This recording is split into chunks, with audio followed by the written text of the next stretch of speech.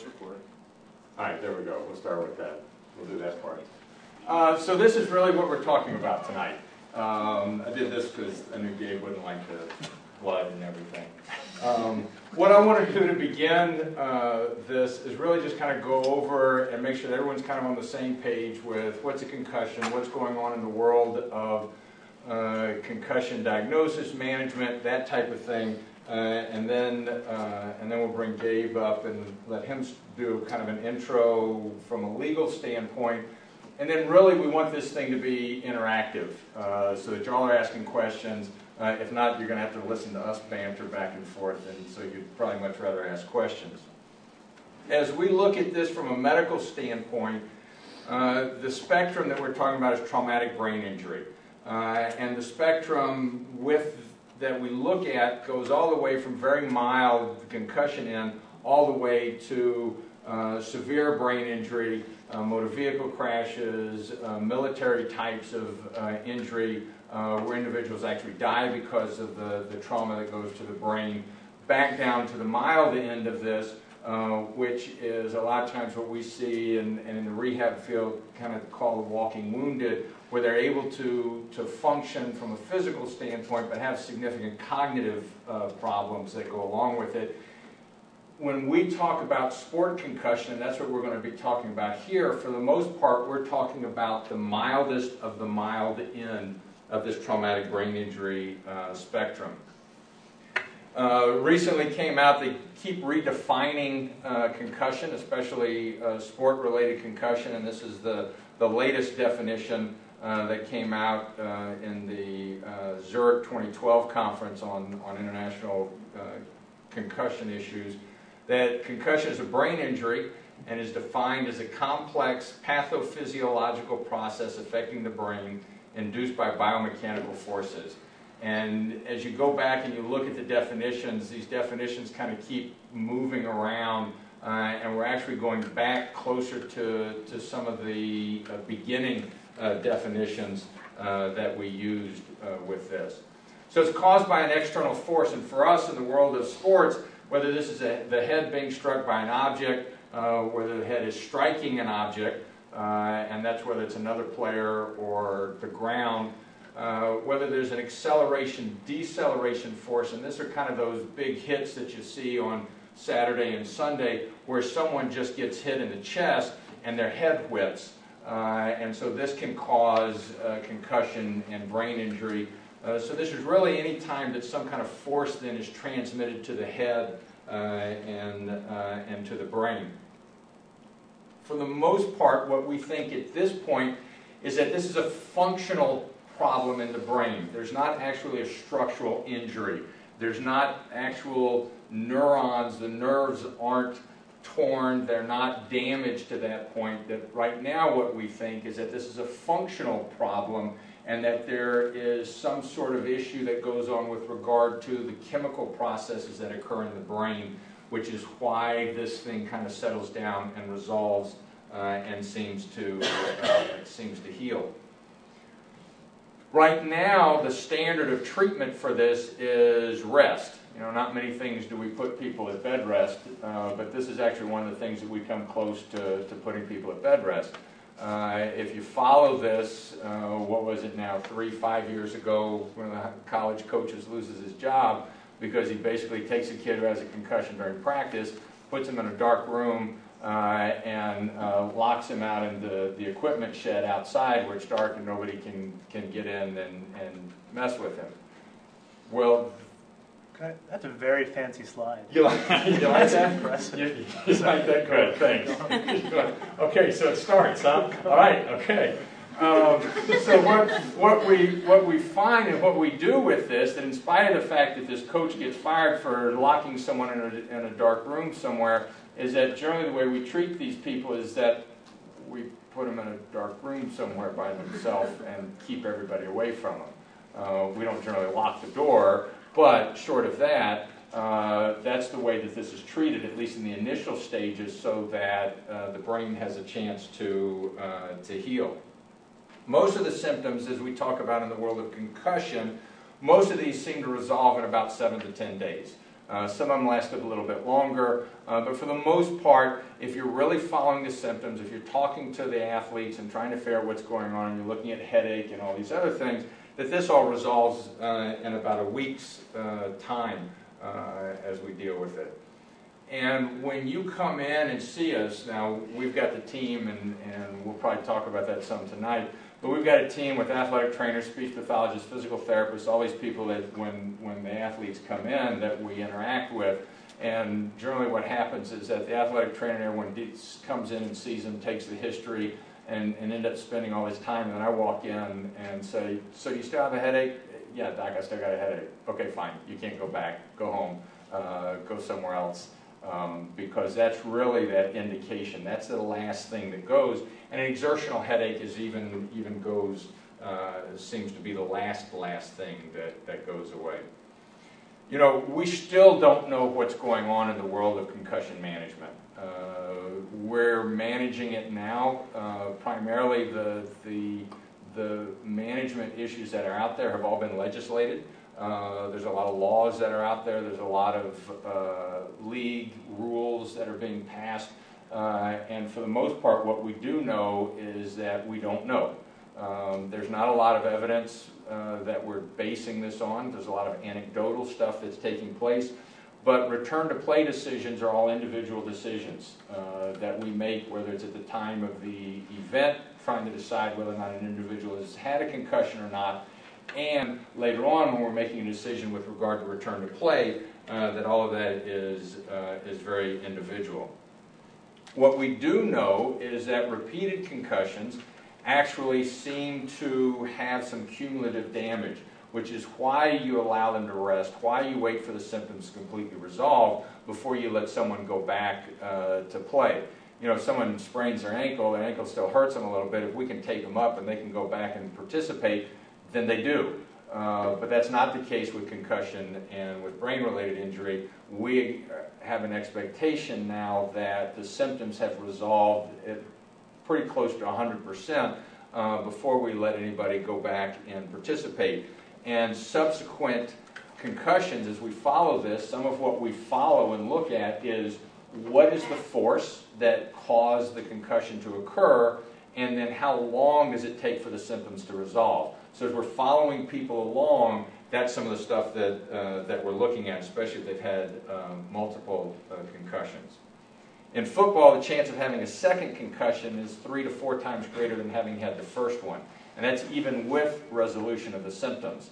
So even if everything resolves during a given season, there is an increased chance of having a second concussion.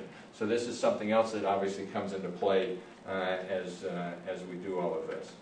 Prevention is really the only treatment. So as we go through and we do a lot of things and you see rule changes and you see everything else, there is no treatment. We don't have any medicines. We don't have any special stuff that we do. We work around things, but for the most part what we do is manage concussions. We don't treat concussions.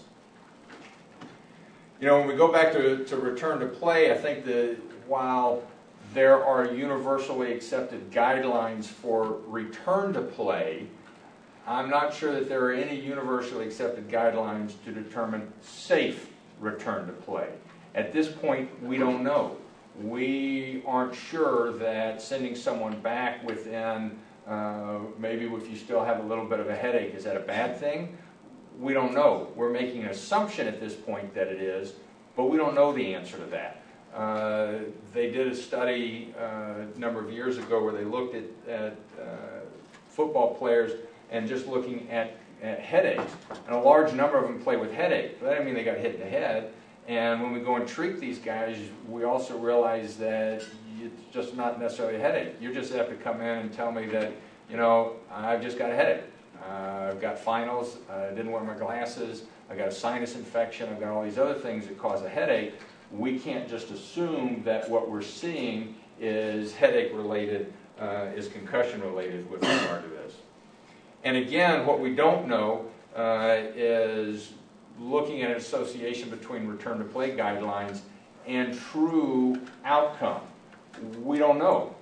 Again, we know what the return to play guidelines are, but we don't know how that impacts what's taking place from a long-term standpoint with regard to outcome and what that means.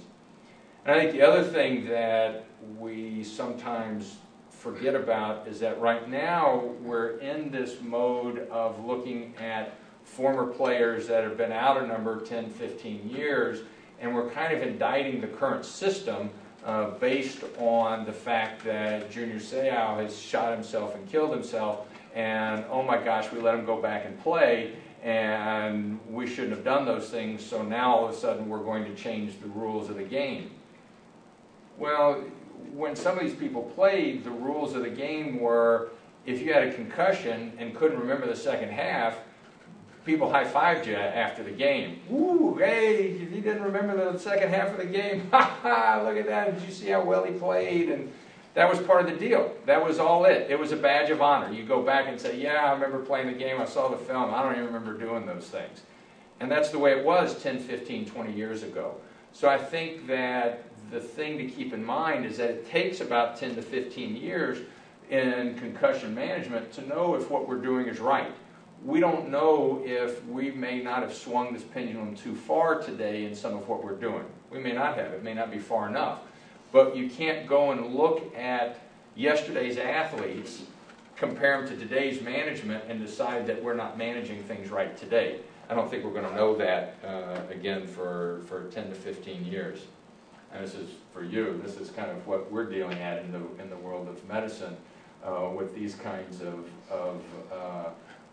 advertisements, with trying to decide what to do, and then worrying about how we go and manage things from a medical standpoint, and what does that mean long term. So that's my turn to sit off on the side. I don't have any slides for you to make fun of. All right. I'm going to cover a couple of big picture issues, and then what I'd really like to do is just open it up to questions so we can engage in a conversation about this instead of just a lecture. And the way I think about this, I think the way that a lot of people in the NFL, the ties to the NFL directly, think about this, is we've got this concussion science out here. We have the medical information that we know and we don't know. And as Greg said, we know there are a lot of things that we don't know. The way this is impacting the league is think about it in terms of a chain of events. The medical issues have created massive potential legal liability. And that's the 4,000 plus plaintiffs suing the NFL right now for brain disease they think might happen to them. So you've got the legal liability floating out here. We'll talk about that in a minute or so. Then you have what might happen to the sport itself. The lawsuit could cause millions, billions of dollars of damages. We'll get to that in a second. What the league is doing now, maybe in part because of these lawsuits, or maybe in part because they now know more about the risks of concussions, the risk of head trauma to these players, but they are slowly changing the rules of the game to, at least in theory, make the game safer. And that comes both with the number of practices you can have, contact practices you can have, but also in terms of what is now a penalty in football. To try to make the game safer, try to protect the players, and particularly try to protect them from head injuries. Let's remember, they are not banning these types of hits from the game, they're just giving you a 15-yard penalty. So if you balance, you think about long-term possible brain disease versus 15 yards, pretty easy to figure out where that balance should come out. Right? The league is taking steps to make the game safer, but they are not taking the most drastic steps they possibly can. Why? Because they don't want to change the fundamental nature of tackle football. That's their fear. That's the fear across the board. Why? Because you take the legal risk, you take the risk that might come with changing the sport, and what they're ultimately afraid of is impacting their business interests. So that legal mix plus the changing the sports mix leads to a $9 or $10 billion question. And why is it a $9 or $10 billion question? Because that's how much the NFL is worth on a given year. And that number is growing. And they want to make sure they're protected from a legal perspective, but also that they are protecting the integrity of their game, whatever that might mean, to continue to get the unbelievable television revenue, ticket revenue, every type of revenue they get. And they're obviously struggling with that. They made another change to the rules today to try to make the game safe.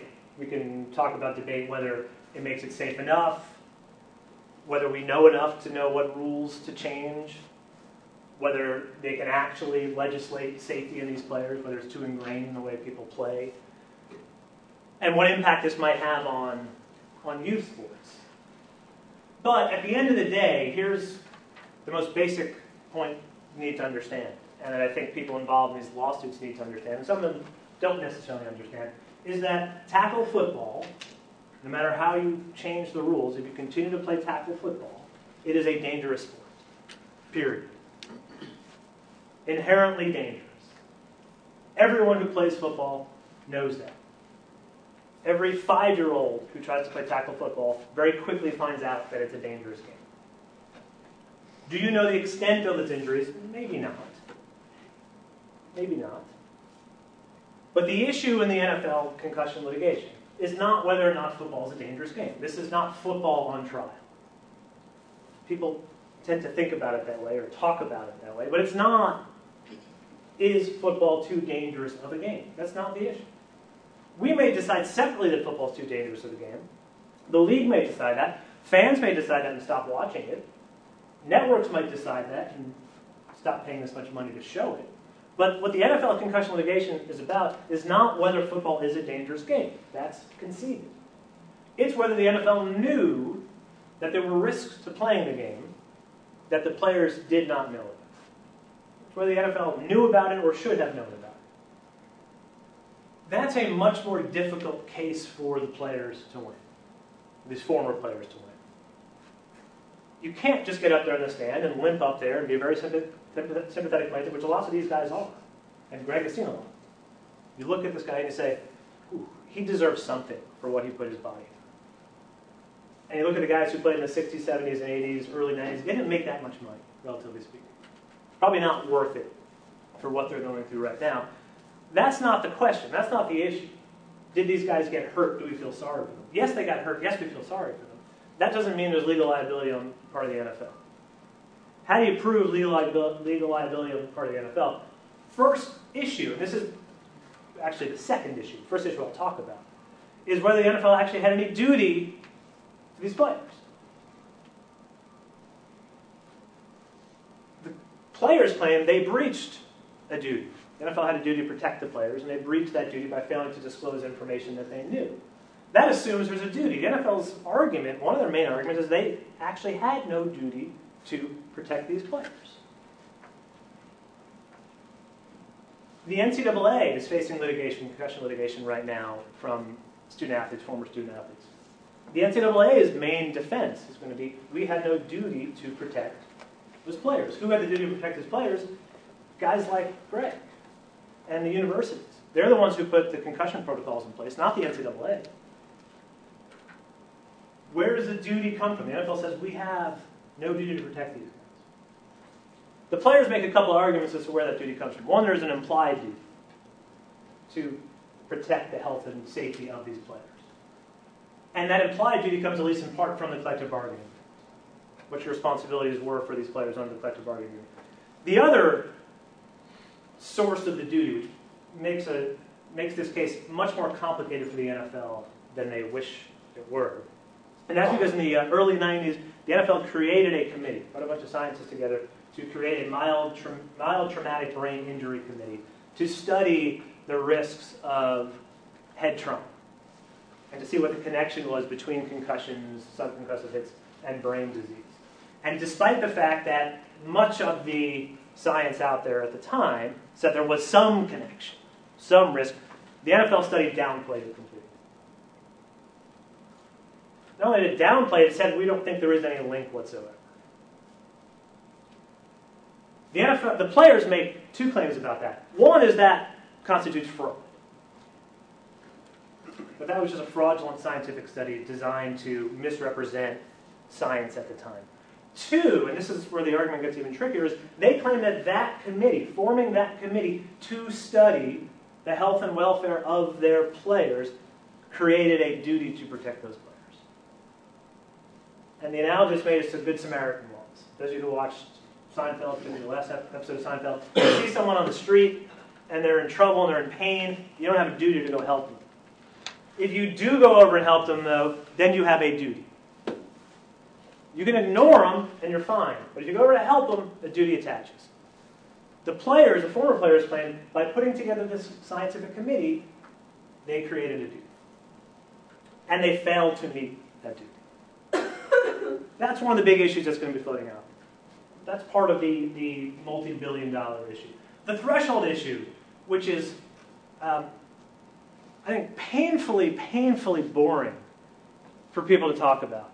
Because they want to talk about, did the hit to the head cause my injury, my disease, my suicide? Let's get to the meat of it. Before we even get to the meat of it, or the skin of it, there's a preemption issue. Broadly speaking, in 15 seconds, the preemption issue says the former players can't bring these claims at all because they're preempted by federal labor law. Why are they preempted by federal labor law? Because there's a collective bargaining agreement in place. And the players agree to get certain things and give up certain things pursuant to that collective bargaining agreement. That's what controls their rights. They don't get to sue under state law. Why don't they get to sue under state law? Because the CBA trumps state law. The quickest way to sum up this argument on behalf of the NFL, this is an argument you hear the NFL make all the time, is that the NFL is essentially above the law. The law does not apply to them. Why? Because they have this collective bargaining agreement in place. That dictates the rights of the respective parties. That's the issue that's being fought right now. April 9th in Philadelphia, both sides will argue that issue on a motion to dismiss, which means for the non-lawyers in there, in the room, if the NFL wins that argument, the entire case is over. Well, that's for the lawyers in the room, too, or the lawsuits. Entire case is over. Subject to appeal, but the NFL believes they will win on these grounds, and they should win on these grounds.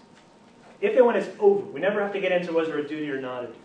We never have to get into the next set of really complicated issues. The really complicated issues that are out there, if the players survive this preemption argument, if they can prove there was some sort of duty, you have a whole host of obstacles if you were a former player. How can you prove that the NFL's negligence, or their fraud, whatever it might be, caused your injury? You pick an average NFL player, how many times have they been hit in the head playing college and high school and youth football? How do we know it was that NFL hit that caused the injury?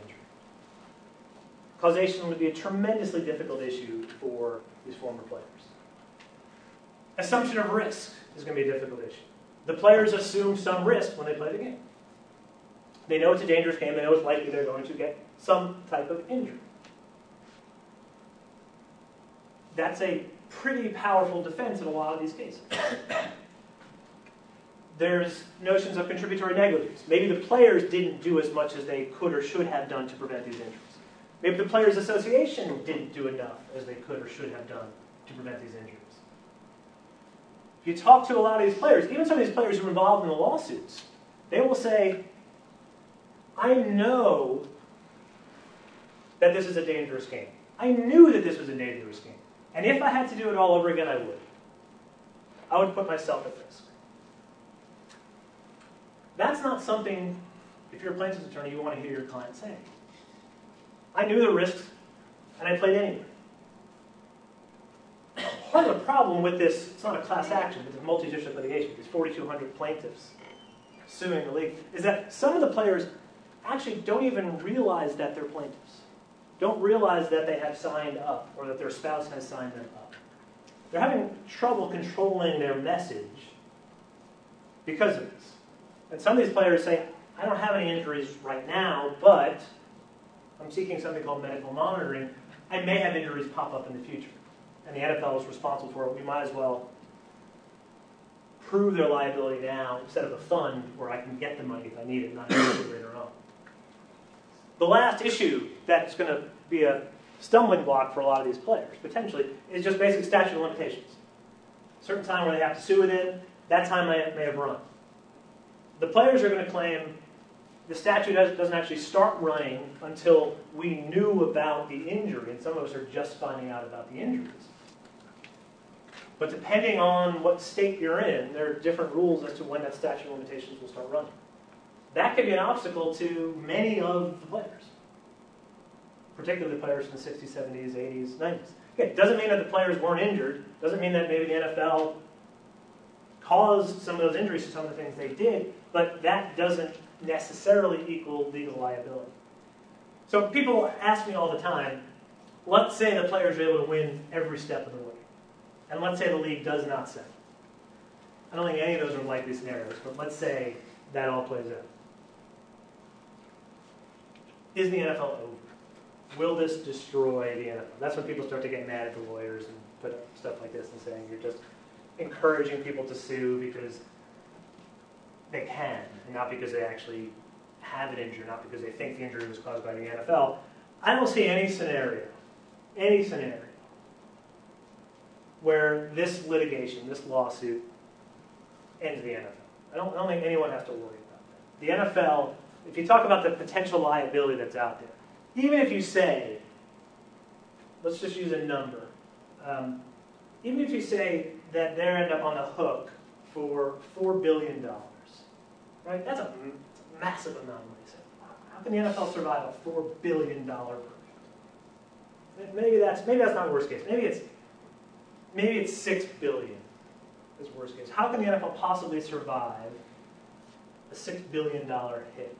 How can they afford that? Well, when your league makes $9 billion a year, you can absorb a $6 billion hit. When ESPN is paying you $1.9 billion a year to show Monday Night Football, you can absorb that hit. The NFL's not going away as a result of this litigation. Might it become a safer sport? We hope so. We think we're headed that way. Might it lead to the commissioner handing down unfair penalties to members of the Saints? Sorry, it's a different topic. Might it change the way the game of football is played? It might.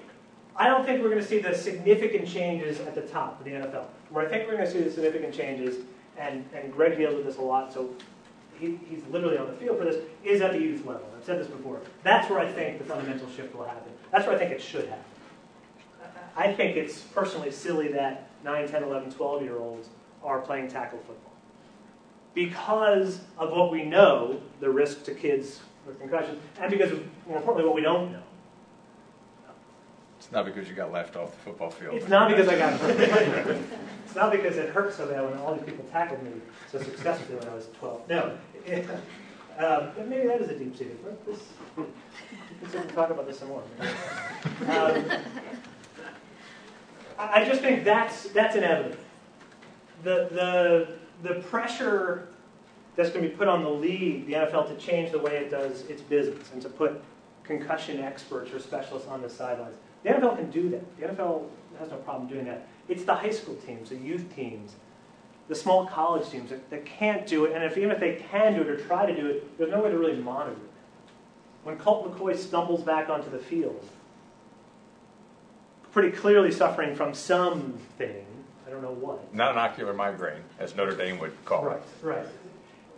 Everybody's watching. There's an uproar. Maybe it changes something, maybe it doesn't change something, but when the 12-year-old kid does that in his local youth club, his dad is watching, his mom is watching, but there's no outcry. Maybe the outcry is, don't take my kid off the field, put him back in there so he can play. There's no counterbalance to that. Now in the NFL, you at least have a counterbalance.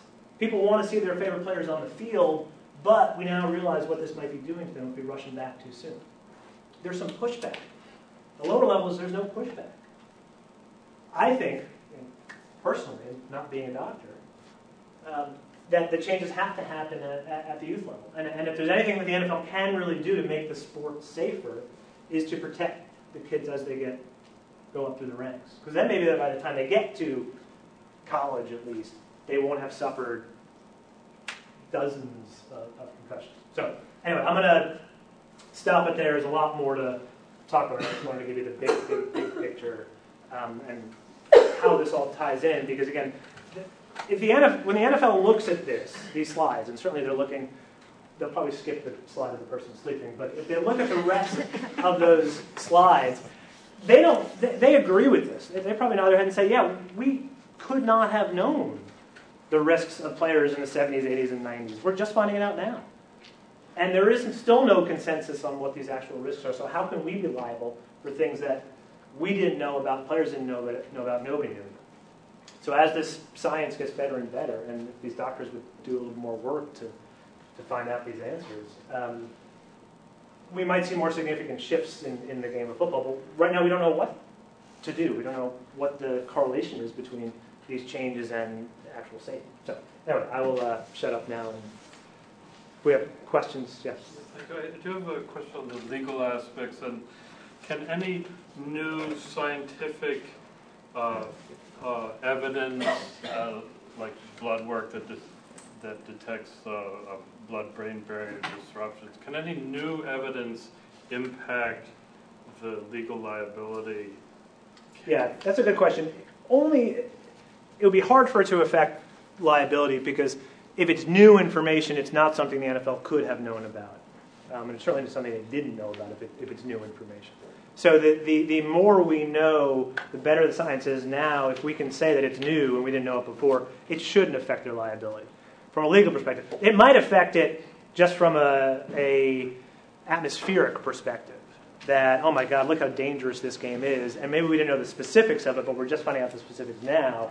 But the NFL knew it was more dangerous than they let on as they informed the players. And similarly, in like the smoking litigation, the newer evidence does not pollute the earlier.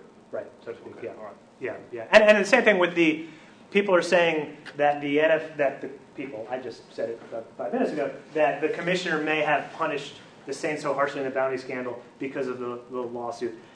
Maybe, but it's not going to affect the lawsuit. It's not going to give them a stronger case in the lawsuit. I just think there's such What about the court of public opinion? Maybe, but the court of public opinion is not going to decide the motion to dismiss.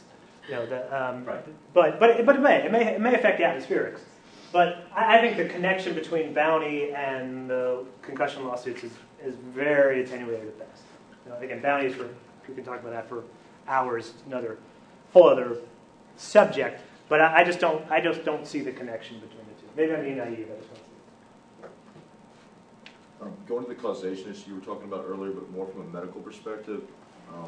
In the NFL, as you said, there's not as much contact. The contact comes on Sunday. There's mandated in the NFL. You don't have contact during the week.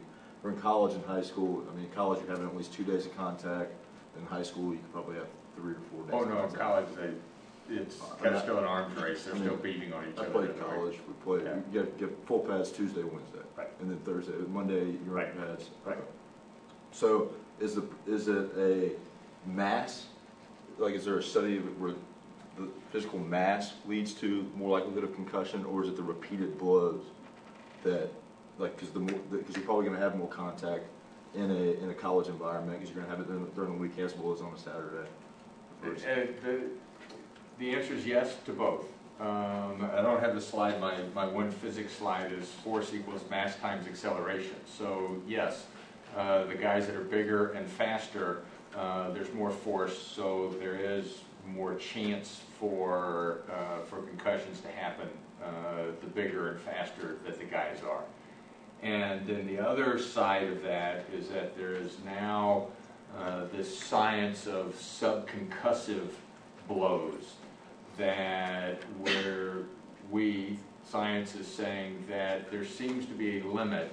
I saw somewhere where it was 700 a year, apparently, that there's now a number of hits to the head at which we think that the brain cannot recover from. But they are not the kinds of blows where you get a headache, you see stars, it actually causes a concussion. So the answer is yes, and I think that's part of why the NFL is going to fewer contact days, not just concussion, but just injury and longevity in general. But I think there's both of those. So I think that there is this new science that people are trying to put out there with regard to subconcussive blows. So I think with what we think right now, the answer is yes to both. I think both of them are issues. Here, it's your school, you get to say. Why would the NFL push for more games in a season in the face of this? Like, It's a good question. That's what everybody's asking. I mean, yeah, but it's the timing that's terrible. I mean, it's a fairly tone-deaf proposal when you're faced with, put aside congressional litigation, when you're faced with this evidence and this knowledge. And they're clearly doing it because it'll make them more money, but there's got to be balance there. And it's hard to push for player safety on the one hand and say we need to reduce the number of practices, and on the other hand say we need to add 2 more regular season games. And the response in part of the NFL is, well, we're just replacing preseason games with regular season games, as if there's no difference between who plays in preseason games and regular season games. As if there's no difference in how often the star players, not to say we're not concerned about the second, third, fourth string guys getting hurt in the preseason games, but often those guys don't make the team, and so they're not playing the rest of the schedule. So they're trying to balance the legal liability with changing the sport, and at the end of the day, it's the business, it's the money. And for now, I think they believe that by making the game safer, they can play more games. And that's sort of the party line, is we can play 18, it's still a safe number as long as we continue to modify the game. It rings pretty hollow, and I think most people who hear that say, why would you possibly do that? Put aside even the medical issues, your sport is so freaking popular, why do you think you need to add 2 more games to it? I mean, that's part of the beauty of the NFL, is that every game is so valuable. So, I don't know. I mean, I will hopefully get Roger Goodell in here next year to talk about this. We can ask him. I'm sure he will not give you a satisfactory answer, but at least you can ask him face to face. Now that we have penalties for offensive hits as well as defensive hits, where do you see the next step being in terms of trying to promote player safety? And are there any of the rules that you think can be really put in place to try to avoid contacts? I mean, what about the defensive and offensive linemen who are constantly bashing heads all game? There's those subconcussive blows. I think the next thing you see is that the kickoff goes away. I think you do something similar to basketball with the beginning of the game. Okay, so you have a kickoff to start the game because there's a coin toss, but maybe you don't even do the kickoff. I think that's the next thing that there's already some little talk about that, but I think that's kind of the next talk. I think that's the next, if there's a big thing that happens, I think that's the big thing that happens. I mean, you go and it's interesting, and I talk about unintended consequences, is that when they went and decided that they were going to move the kickoff, and so that it's closer to the end zone, so that you're more apt to have a touchback, and now we can move it out to the 25-yard line as opposed to the 20-yard line. The first thing that I started hearing, at least at the college level, with special teams coaches, was starting to talk about kicking it higher so that the trajectory was like this, so that now we really, kicking the end zone, you get a 20, okay, but now you get a 25, no, forget it. We're going to kick it higher. We're going to drop it inside the 10-yard line. Our guys are already 5 yards closer now, so they're going to be faster down there, and so you're really going to be able to hit this guy in order to tack him way back inside the 25. Maybe you can get him down at the 10 or 15-yard line. And you're kind of like, oh, that's not why we were doing this. And so the unintended consequences are already, how do we get around this? And so now you're making it even more dangerous, potentially. Could you talk about a little bit about state legislation that has cropped up addressing youth sports and whether those prevention measures actually will have an impact? We did that, so I wrote it down. So one of the parts of the politics in all of this, it becomes very interesting. I'm going to throw one out real quick. At the NFL level, we ran into this when we were doing applying to be a neurological care program, is that the league looks at all of this as a dementia issue. The players look at it as a concussion issue, and that there's not anything. So that's one of the politics that takes place. The other interesting thing at the Youth Concussion Act, and a quick story of Louisiana, is that we saw, I also sit on the High School Athletic Association Sports Medicine Advisory, board committee thing. And back a couple years before the law came out, we kind of saw this coming. And we said, okay, you know what? We need to come up with our own set of rules for a whole host of reasons. So we did. We put together rules that we thought were reasonable, that applied to all of High School Athletic Association, and came out in 09, 10, something like that. And they dealt with no return to play in the same day. Someone's got to look at you. You've got to be released to go back to play and see a physician type of thing. Then in 2011, all of a sudden there is a very strong push for Youth Concussion Act in Louisiana, and the NFL is behind it. So all of a sudden, a lot of these laws across the country are backed by the NFL to push the Youth Concussion Acts across the country. Is there politics behind that? I'll defer to the legal expert. But I think that there is a lot. And there are three components to it on most of the laws. One is education. One of it is you get hit, you're out. And the other is return to play component that goes along with it. In Louisiana, the parts are all very good. We actually were against the law as High School Athletic Association because we, from High School Athletic Association, felt like we would then be placed in a role of enforcing this law, and we didn't want to be the ones enforcing this. We had our rules, but we didn't want to be enforcing some state law that would fall on us. The state law impacts every athlete under the age of 18 in the state, every sport, everything. So if you play bitty basketball at the age of 5, you're supposed to be educated and sign a release saying that you understand, your parents understand the risks with all of this. We argued that we at the High School Athletic Association would be doing all the education and everything else, and it would be on us to implement all of this. And then there was a whole host of other organizations involved that, oh no, we'll be doing all of this stuff. And we finally, after a very animated conference call that we were opposed to it, sat back at the High School Athletic Association and said, you know, the headline that says State High School Athletic Association opposes concussion law just wasn't really something we wanted to have to defend. So then we said, okay, fine, we'll support the law and sign on to it with everything.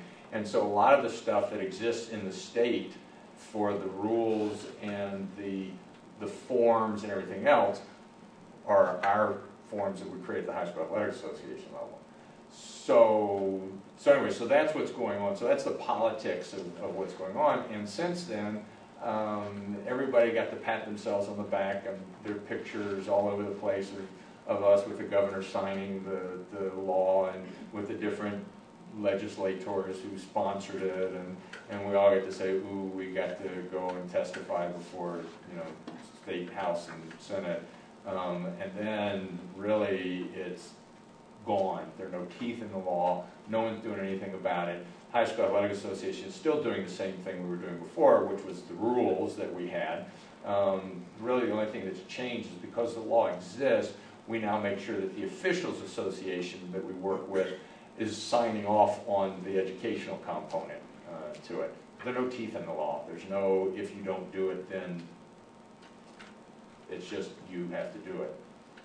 Does that answer the question? Is that kind of... Yeah, the teeth would be if you don't do it and someone gets hurt and then you get sued. Yeah. And actually, I think that there's a clause in the law at the end that says something about this doesn't add any liability to anybody involved. You know, because then all of a sudden all the school districts aren't going to support it because now they've got all this added liability. Right. No, you're no, it's your school. Yeah, go ahead. You said if you get a concussion, you're more likely to get another one. Why is that? That's supposed to ask questions. I don't know. The real truth is we don't know, and which is kind of the answer in so much of this. What we think happens is that there is still some healing that may be going on, maybe up to 3 months or longer in all of this. What we really, really think we're going to find is that the stem cells in the brain that go and kind of clean everything up are also impacted and have problems going back and cleaning things up. Or we're disrupting blood-brain barriers, blah, blah, all the other science that goes along with it. That maybe there is something, in spite of the fact that we're saying there's nothing, anything that's happening structurally, there's obviously something that's happened structurally. The other part that we find is that a lot of this, and probably when some of these studies were done, is that so much of this is medically mismanaged. We get into the whole issue of Colt McCoy, and my team loves me going off on my rant on his stuff. But a lot of what happens is that they're not managed appropriately. So you're still symptomatic. So we think that while you're still symptomatic, you are more prone to having an additional concussion and damage that occurs to the brain. Now, is that because the brain isn't ready for another hit, or is that because you're having symptoms and so aren't able to respond as well, and therefore you're at risk for getting hit? I don't think we know the answer to that one, but that's our best guess as to what's going on. To your point about not knowing if the rule changes will actually be affecting what's going on, do you feel like the recent rule changes are actually backed by science? Or, like, for example, today they're talking about not lowering the crown of the helmet. Wow. My first response is, okay, you eliminate a helmet-to-helmet contact, but as a runner now, you've lifted your center of gravity, you could slam your head on the ground or something. Do you think that it's just they're hoping? A lot of this is reactionary, and I think that and actually that was our other part with the law, is that all of a sudden we were having medical practice legislated to us as to how to manage this stuff. And I think that's an issue, because nowhere is anybody talking about passing laws on how to manage ankle sprains or ACL tears, or, gosh, there's an epidemic of ACL tears in women's soccer, but we're not banning women's soccer. So the only injury that we're really dealing with from a legislative standpoint, and whether that's rules or laws or whatever, is concussions. Okay, and the science is we don't know. Now, it is very easy to go and parade some of our former athletes, and we've got some that we follow who are horribly demented, having terrible problems with what's going on. And it's really easy to go and say, gosh, he got hit in the head and he got knocked out 6 times, and gosh, look at this.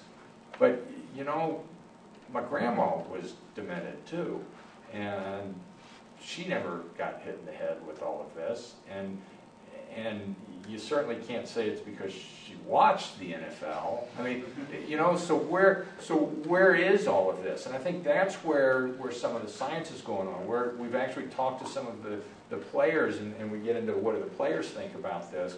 A couple of the guys we've talked to about creating our own brain bank and everything. And Boston University is the one who's really pushing this chronic traumatic encephalopathy, and we can kind of talk about that some. But Boston has kind of been very dogmatic about blows to the head, chronic traumatic encephalopathy, all this horrible stuff that's going on. Football's bad. Well, we've got a couple of guys that we've talked to, and they're like, you know what, I want to donate my brain, but I don't want to give it to Boston because I don't like what they're saying. It's not the way it is. And if their original deal with chronic traumatic encephalopathy, CTE, which is kind of punch-drunk syndrome, Muhammad Ali kind of, visions, some of that we just don't know. And so for a while they were saying, okay, you know what, this has taken 15 to 20 years, and after you've had all these things, now all of a sudden, these guys are having all these horrible things, and this is terrible. Okay, maybe I can buy that. Then, when they really lost me, was the 21, 22-year-old, I don't remember how old he was, who played ball, I think up in Massachusetts somewhere, college, who killed himself as a sophomore, junior in college, and donated his brain, and they came and said, well, he's got CTE. And you're like, didn't you just say this has taken 20 years? And if this is the case, where my junior in college now has CTE and is going to kill himself because of high school stuff, and we know how that funnel works to get to the NFL, why don't I just have a horrible rash of people shooting themselves in the chest every day so that someone can donate their brain and have it looked at? Why is that not happening? Because it's probably not there to the extent that they're making it out to be. Is there some genetic component to this that we're going to find out? Probably. Are there going to be some issues that we can eventually figure out? Yeah, but not this week. You know, we're not going to know it this week. This is going to be this, you know, this Harvard thing that you didn't get. This $100 million deal that Harvard got with the NFL research that maybe they can come up with some of those answers. I don't know. Greg's talking about the grant for medical. It was health and medical. No, I think when they said something to us, it was the ethics panel they didn't like, which was your part. We submitted a proposal together that was mostly Greg and his team. Mostly his team. Greg doesn't really do that. However, that is true. Harvard was granted $100 million from the NFLPA to study concussions. We are one of three. Why don't you announce the goodness instead of trying to make fun? We should build each other up. Because I like making fun of it so much better. There was a second project that went along with that was started off as a concussion, and now it's kind of become a health and wellness deal for the NFL. The Players Association has designated 3 sites across the country to look at current former athletes in kind of a more global perspective, and we're one of those 3 sites. Us, University of North Carolina, and Cleveland Clinic will be doing that. Of course, we don't know what money goes with it, we don't know what we'll be responsible for, and we don't know how it's going to work, because... But it's very impressive. It's very impressive nonetheless, because the meeting that we were supposed to go to find all that out got snowed out, and so we go back on April the 8th. No, it's just too much information. But yeah, okay. Big picture. Big picture. Okay, I'm sorry. So we're one of 3, and we're one of 6, and we're one of 3, which makes us one. Any other questions? Dr. Stewart, where do you think the player of today, say at the college level, their brain health awareness is compared to like 10 years ago, and where you think it should be in terms of not machoing it out and listening to their symptoms? You know, actually, that's a very good question, because I think they're a little more aware of what's going on. I don't think they necessarily understand what their awareness is, if that makes sense. I mean, I think they know that there's this bad thing about concussions, but at the same time,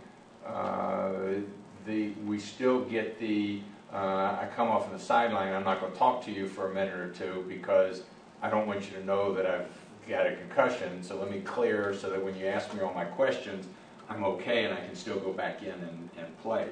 And we still see that at the high school level. I mean, even with everybody knowing what's going on, I think the players know enough that they think that we, the medical, know that this is potentially bad, and we're trying to protect them, and they don't want to be protected, so they don't want to tell us when they're hurt, and when they're having problems with this. So they hide it. I mean, that's our big, I mean, Urlacher, who comes off and says, no, I'm not going to tell him, I'm not going to talk with them for a few minutes and then tell them it's my ankle or something. And, you see that over and over again in the NFL, and you see at the college level, they're all very much like that. While there was a big uproar about Colt McCoy going back in, probably if you went back and talked to him later, once he was lucid, he probably would tell you, no, I'm glad they put me back in because that's where I wanted to be. And if you don't think that it's an issue, ask Sean Smith with the 49ers what a concussion will do to you, and now all of a sudden you're a second-string quarterback. So it is a big deal for them. I think they do understand. I think they're a little more apt to listen to you on Monday than they are in the heat of the battle. But they have to be honest, and I think that's part of from an athlete medical standpoint, that becomes part of that trust that you have to develop. They have to believe that I'm concerned for their best interest, that the scoreboard is not what I'm concerned about, it's their best interest, and then the scoreboard, and then they'll trust me. And you see that on the ones when they trust you, they'll do that. Coach, no, I'm fine. Doc, ooh, I can't go, and so it's on me to then to pull them out, and we see that a lot. So I think they know, and they certainly know more now than they did 10 years ago, because 10 years ago it was still kind of a badge of honor. I mean, 10 years ago, we hope from a medical standpoint, if you're going to get knocked out, I hope it happens in the first quarter or the second quarter, because if you're better by halftime, you're playing in the third quarter. I'm putting you back in. I've done that, been there. And it happens early in the third quarter. Great, I can't put them back in the game, you're out.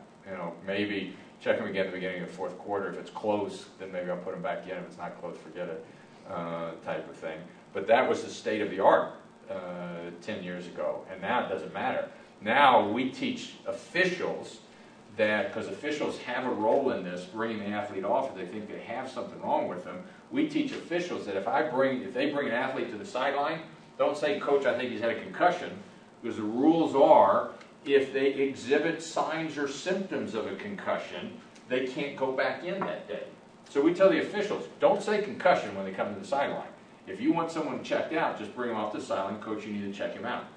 You don't guess what it is, type of thing, because of that, because of where the rules are. But I think they know, but I don't know that they care yet.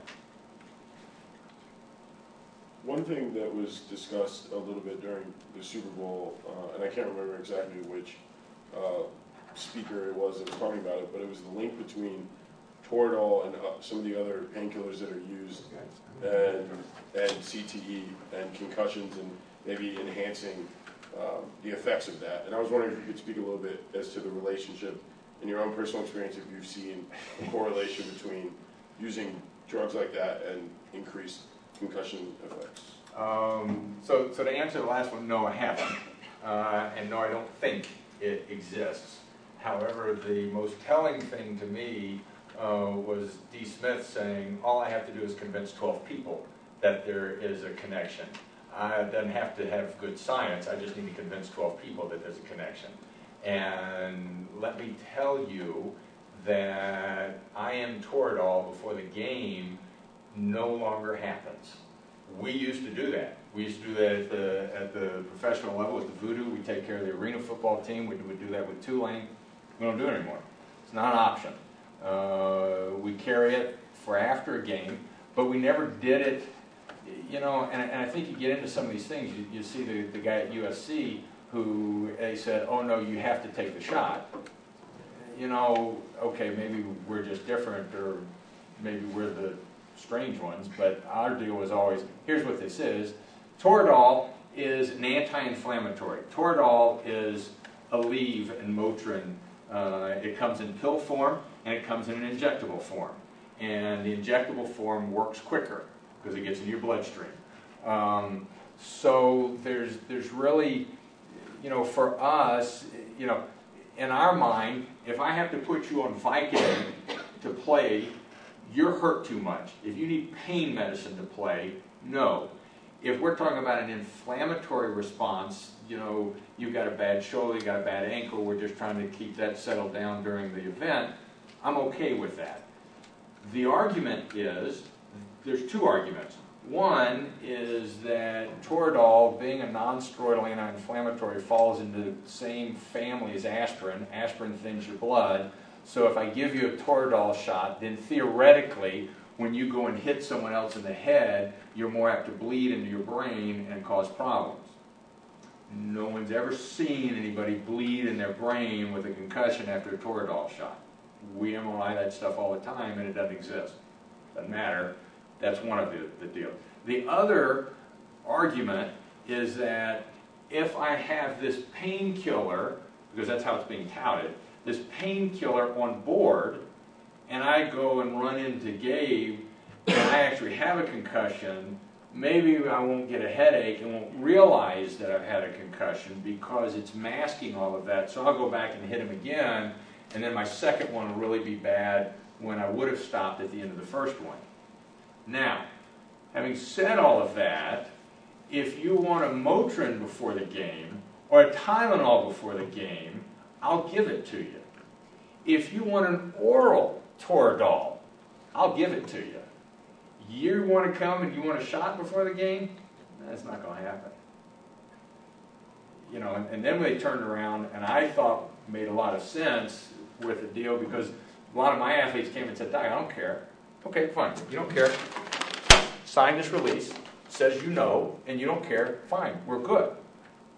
And then the lawyers come in and start saying, you know, actually the Players Association comes back and says, you can't make them sign a waiver. I make you sign a waiver if I'm going to operate on you. Why can't I make you sign a waiver if I'm going to give you a shot? All I'm saying is that you understand the risks and benefits of this shot, and you say, yeah, go ahead. And I can promise you that I don't know, all of them would say, yeah, go ahead, give me a shot, I don't care. I mean, so from the medical side, that's the Toradol argument. For all of us, it was, really? What? No, Toradol? Where is this coming from? And initially, it came out, I guess, 2 years ago or so, and so we started saying, God, maybe we shouldn't do this. And we did it for another year, and then it kind of came out big, and we were like, okay, done, forget it, it's not worth it. I'm not gonna worry when I'm in my rocking chair on my great-grandmother's front porch retired and having to worry about the constable coming up and handing me my subpoena because I gave someone a Toradol shot 20 years ago. So I was like, done. So we don't use it anymore. Yeah, I mean, and that issue is just part of the broader issue when you've got the relationship, and we're not talking about it in detail, but just big picture for you to think about.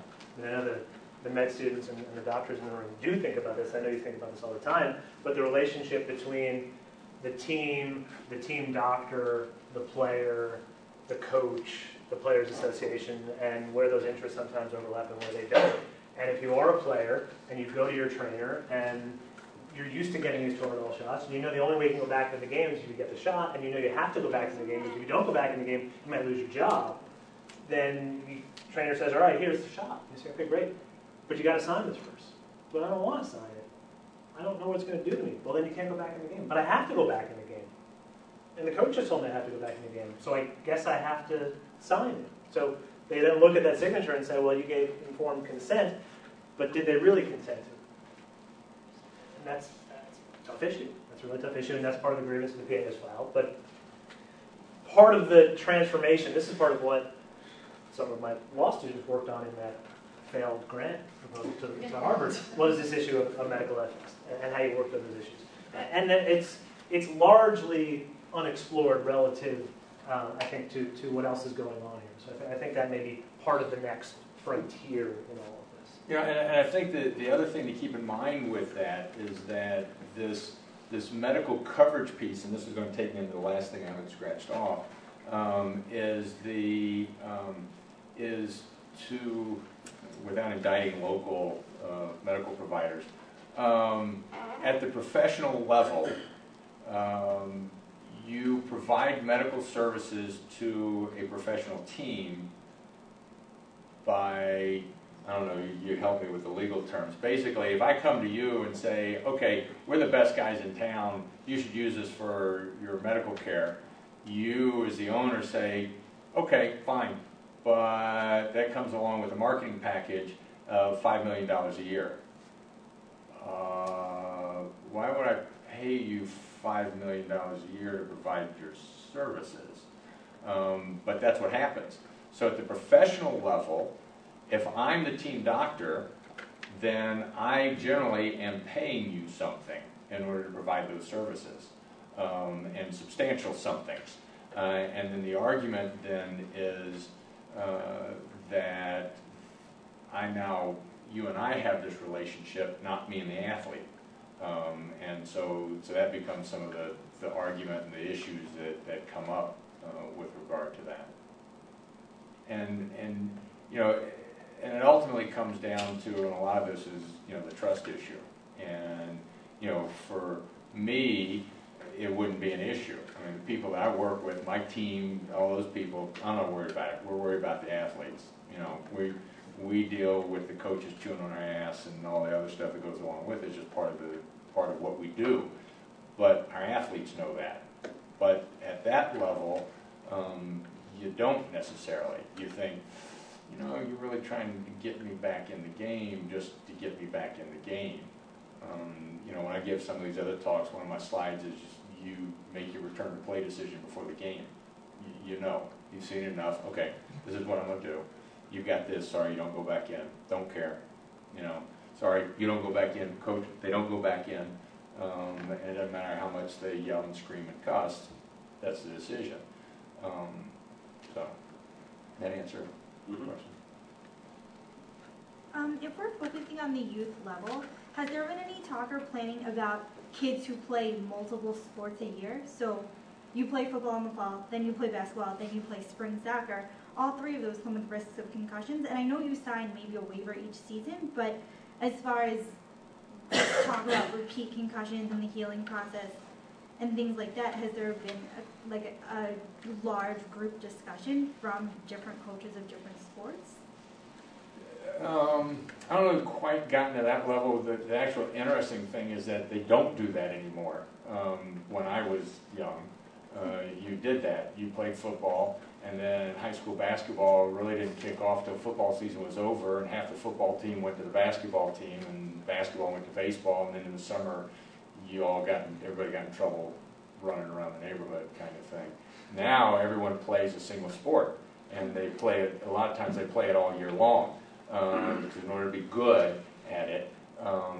But I don't think there's any real talk between sports about some of that that goes on, because when at the higher levels, even at the high school level of athletes, they're generally doing one sport. And football's not quite that, but you got summer workouts the coach expects you at. You got spring football, then you got fall ball. And then you got a break, and then you've got mat drill for spring ball, and volleyball is like that, and basketball is AAU, baseball's Legion leagues in the summer and everything else. So for the most part, everyone's in a single sport now.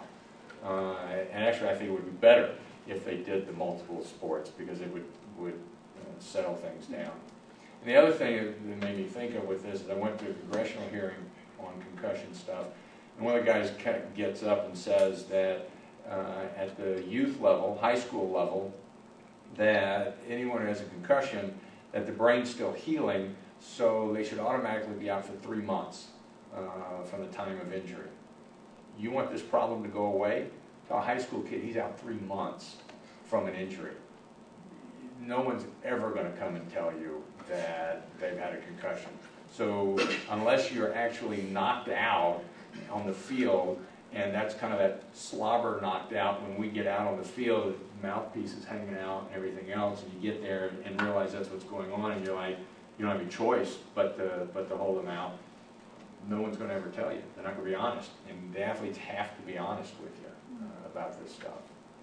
And I think what we're going to see, not only at the youth level, but people wonder why hockey players haven't sued, why other athletes who have clearly had some sort of injuries haven't sued.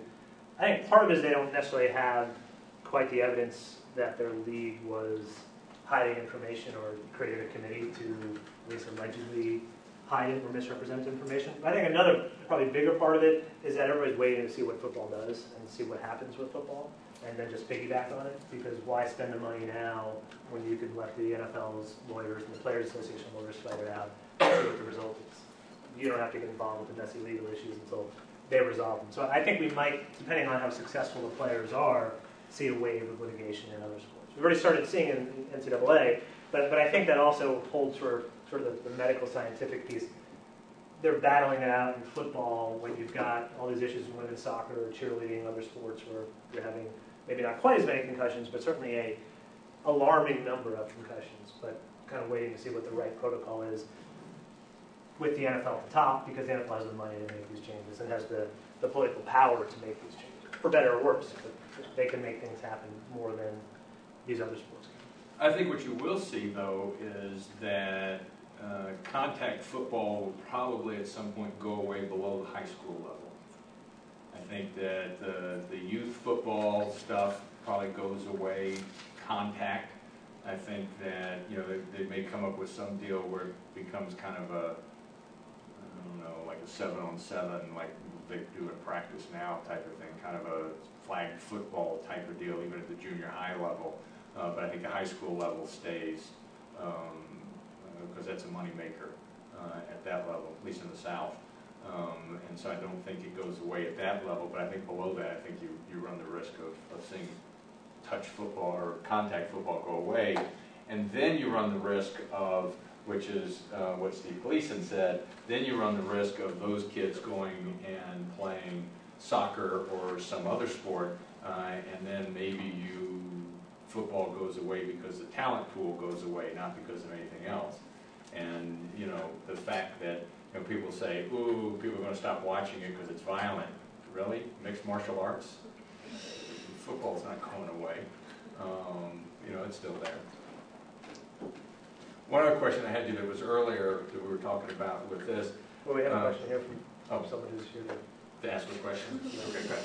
I was just curious how extensive the data is and what efforts there are to sort of expand it to incorporate other variables to see what the correlations and potentially like causations might be. The problem is that the incidence of concussion, well, let me take a step back below that. If you tear your ACL, you tear your ACL. It's either torn or it's not torn. When you start getting into issues with regard to concussion, you know, there's all different parts of the brain. What does it mean? How does it happen? And then defining concussion and then following it up.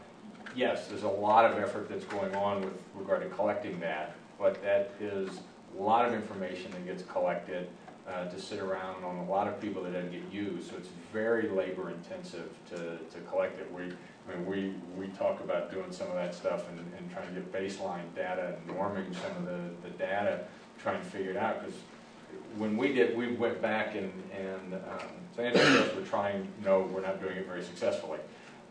We went back and did a study looking at concussion high school football back in the late 90s. And the deal was, okay, coach, if someone gets hit on the sideline as a concussion, I'm trying to figure this out. I need them to be able to test them. Part of this is figuring out, do they have a concussion, do they not have a concussion? If they don't have a concussion, how long do I have them on the sideline, coach? How long can I have them? 90 seconds. Okay. I'll work on something that I can test in 90 seconds to do that. Because that's the reality of the game. And we went down, we came up with a couple of things that we tried to look at with that. But with all the stuff going on in the brain, the amount of testing, if we really sit down, so these former guys come in, and part of the neurological care program, and we're doing all this testing with them, then we go back and do this neuropsychological evaluation, which is all the pencil, paper stuff and everything. At minimum, it's 4 hours. And it can easily be 8 to 12 hours, depending upon what we find with regard to being able to come up with what's going on with them. So if you're really going to do something to follow these guys along, you've got to do that as baseline testing, realizing that even in all of that, there's some variability, and then follow them up down the line in order to do that. And right now, short of doing those kind of things, we can't diagnose a concussion.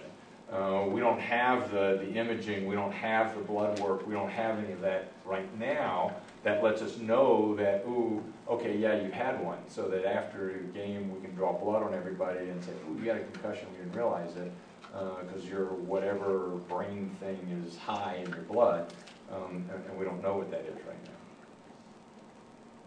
What actually So I'm going to ask the question. There's food downstairs in the NPR, so first floor. If you want to talk for a couple more minutes while we set it up, that's okay. Okay, so we do get another question. Sure. Anyone have one final question? Or do we want to let this guy have that? No, we have a final question. We can just slowly walk down. Yeah, okay. That's fine. So we're going to slowly walk down. Yeah, unless you guys